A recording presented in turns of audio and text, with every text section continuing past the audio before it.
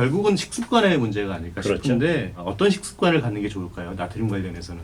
기본적으로 민감성이 좀 있다 하시는 분들은 나트륨을 줄이는 것도 중요하지만 칼륨, 고구마, 감자 같은 이런 칼륨류의 식사를 같이 해서 배출이 잘 되게 해주는 것이 훨씬 도움이 많이 되고요.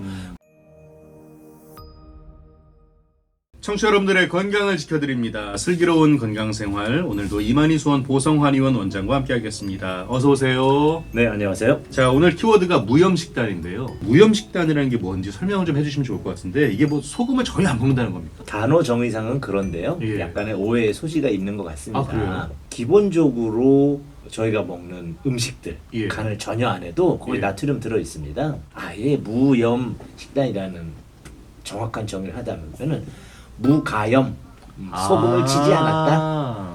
나트륨이 하나도 없는 음식을 찾아서 그것만 먹었다. 예. 그렇다면 몸에 큰 질환 상태를 유발하죠. 나트륨이 우리 몸에서 어떤 역할을 하는 겁니까? 굉장히 중요한 역할을 하죠. 저희가 생리식염수라는 말을 하죠. 생리식염의 염자가 소금이죠. 그러니까 혈액의 한 0.9% 정도가 나트륨입니다.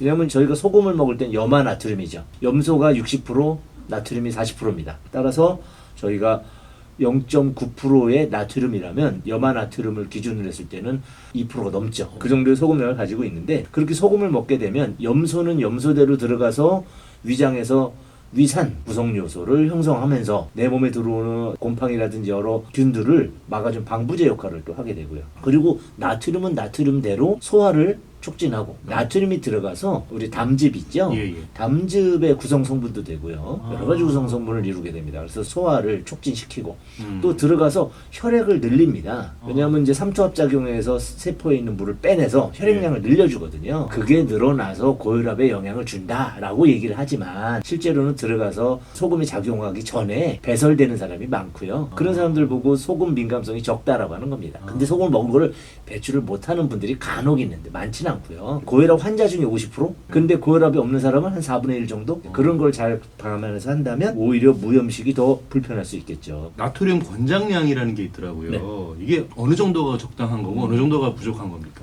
하루 2g 정도라고 보시면 됩니다. 나트륨은. 그러면 소금은 5g쯤 됩니다. 그런데 통계에 의하면 몇 g의 소금을 먹었을 때 오래 사느냐?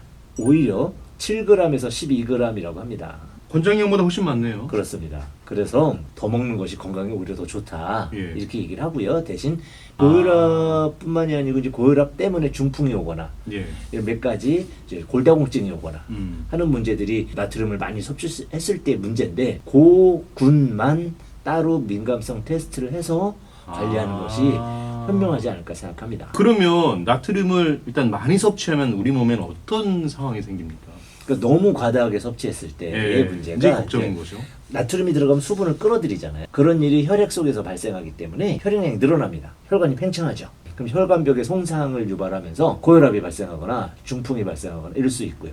그래서 이제 혈관이 다른 그 혈관 바깥에보다 혈관 안에 수분이 많아지니까 늘어나는 건데 그런 것이 이제 그 걱정이 되는 거고요. 또 그 다음은 이제 그 나트륨이 배출이 돼야 되잖아요. 그렇죠. 빠져나가야 배출이 될 되는데. 때 칼슘과 같이 나갑니다. 공반합니까? 골다공증 그런 것들이 이제 가장 우리가 걱정하는 문제들이죠. 그러면 반대로 너무 적게 섭취하면 무슨 문제가 생깁니까? 실제 그 혈액을 만들어야 되는데 예. 못 만들잖아요. 그래서 빈혈 환자나 이렇게 혈액이 필요하신 분들, 고혈압과 또 다르게 심장병 자체가 있는 분한테 나트륨을 덜 공급하게 되면 심장이 쪼그라드는 결과를 유발하게 되죠. 아까 고혈압은 많아서 늘어났고 혈관이 예. 지금 쪼그라들죠. 그래서 심장에 혈액을 공급하지 못하는 문제도 발생할 뿐더러 내 몸에 부족한 나트륨을 확보하기 위해서는 신장을 과도하게 돌려가지고 재생산해야 됩니다. 그럴 때 부신에서 갖가지 호르몬들이 과다하게 배출되면서 부신이 나중에 망가지기도 합니다. 그래서 신장에 무리를 주지 거기다가 소화 효소가 분비가 안 되니까 나트륨이 담즙이나 이렇게 지방산 분해에 도움을 준다고 했는데 그게 안 나오면 위에서 소화가 안 된 채로 내려갑니다. 그럼 장에서 설사를 한다든지 이런 소화장애를 유발할 수도 있죠. 오히려 고염식보다 무염식 계열이 더 유발하는 질환이 많다. 결국은 식습관의 문제가 아닐까 그렇죠. 싶은데 어떤 식습관을 갖는 게 좋을까요? 나트륨 관련해서는. 기본적으로 민감성이 좀 있다 하시는 분들은 나트륨을 줄이는 것도 중요하지만 칼륨, 고구마, 감자 같은 이런 칼륨류의 식사를 같이 해서 배출이 잘 되게 해주는 것이 훨씬 도움이 많이 되고요. 그리고 야식 밤에 일단 무조건 안 먹는 게 최고죠. 밤에는 무조건 먹는 건 좀 자제하시는 게 건강에 이롭다는 거. 그렇죠. 예, 알겠습니다.